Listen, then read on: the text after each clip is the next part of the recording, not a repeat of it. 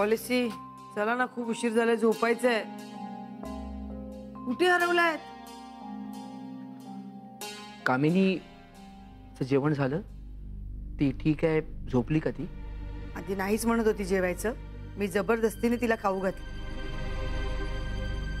त्या कठीण परिस्थितीमध्ये खूप धिटाने सामोरी गेली. कौतुक आहे त्या पोरीचं खरंच. निलिमा, फक्त कामिनीचं कौतुक नाहीये, कौतुक मला या सगळ्याच मुलांचं वाटतं ग. इतक्या लहान वयात इतकी मॅच्युरिटी, इतकी सेन्सिबिलिटी. आता या ऋषीचंच बघ ना, किती करतोय सगळ्यांसाठी. शिवाय त्याला याची पण जाणीव आहे की त्याच्यासाठी सगळे किती त्रास घेत आहेत.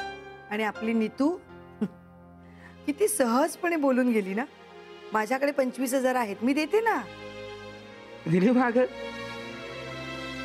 काल परवापर्यंत जी माझ्याकडे पॉकेट मनी मागत होती, ती एवढीशी नीतू आता एवढी मोठी झाली नाही ग. म्हणजे तुम्ही स्वतःहून मान्य केलंय तर की तुमची मुलगी मोठी झाली, लग्नाची झाली. निलिमा, तुझ्यासारखी बाई ना अख्ख्या पुण्यात शोधून सापडणार नाही. आता काय विषय काही असू दे ग, ये रे माझ्या मागल्या, तू नीतूच्या लग्नावरती येऊन थांबतेस.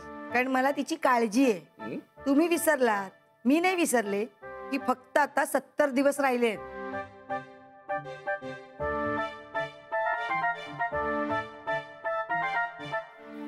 अरे बापरे, खरंच 70 दिवस राहिलेत.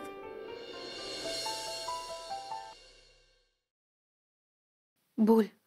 कामिनी ठीक है? शी इज मच बेटर. थोड्या वेळा आधीच झोप लागली तिला. काकांचं खूप टेन्शन घेतलंय रे तिने. एका मागे एक असे प्रसंग घडतायत की ते साहजिक आहे नीतू. आणि स्वतःबरोबर ती बाबांची सुद्धा काळजी घेतीये. It's natural. I just hope Rishi, उद्या सगळं अगदी व्यवस्थित पार पडावं. किती वाजता जायचंय उद्या आपल्याला?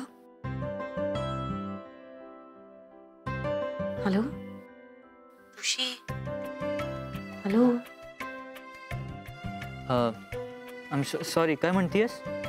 कसला विचार करतोयस तू एवढा? नीतू, हे कधी थांबणार आहे ग?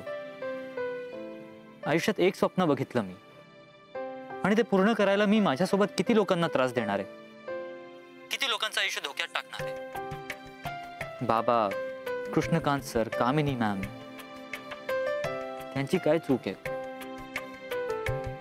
ऋषी, खरंच गाडी शिकायची यार, आणि मी रोज प्रॅक्टिस करते ना. प्रॅक्टिस काय तर प्रॅक्टिस करते, सांग तिला. क्लचवर पाय ठेवते आणि गाडी नुसती भुरभुर भुरभुर भुरभुर. इंडिकेटर लावा म्हणलं तर वायपर लावून ठेवते. गाडीचं स्टेअरिंग तर असं फिरवते जसं काय लहान पोरांची गाडी आहे. बासा,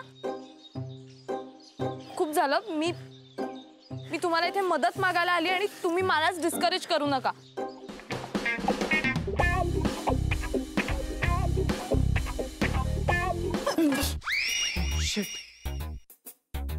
तू पण इथे लपलीयस? हो, मी काही पाल नाहीये भिंतीला चिकटून राहिला. What are you kidding me?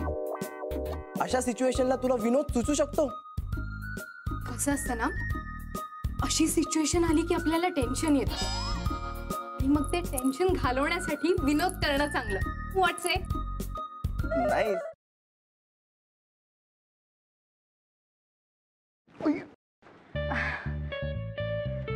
Sorry. It's okay. हे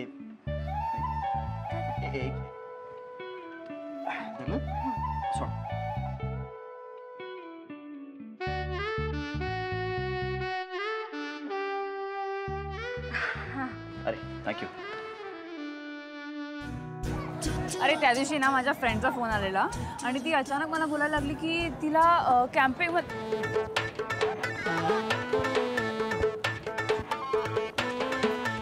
काय करतोयस? मी पळतोय.